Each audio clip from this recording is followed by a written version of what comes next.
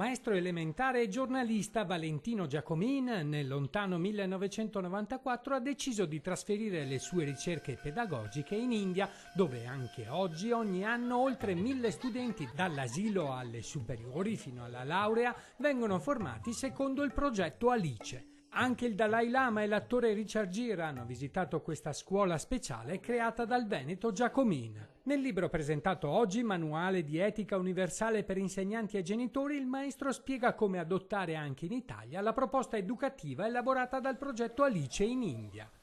In un mondo sempre più globalizzato, con consumi che negano il valore dell'identità, per Giacomin la ricchezza va ricercata in ogni singola cultura, ogni comunità, ogni individuo. Un manuale con metodi che, elaborati a partire dalle filosofie orientali, sono utili anche in Occidente per superare i principali problemi delle nostre scuole, tra cui il bullismo e l'abbandono scolastico. Un libro che vuole indicare un percorso per il lavoro degli insegnanti e il ruolo educativo dei genitori, al fine di cercare di rispondere in un modo adeguato al crescente disorientamento dei ragazzi. I ragazzi hanno innanzitutto bisogno di conoscere se stessi, ha rimarcato l'autore, e bisogna quindi offrire loro risposte in tal senso, cercare di spiegare perché si manifesta in loro un determinato pensiero, una certa emozione. È questo che cerca di fare il progetto Alice, offrire ai ragazzi quelle risposte che ormai la scuola tradizionale non riesce più a garantire.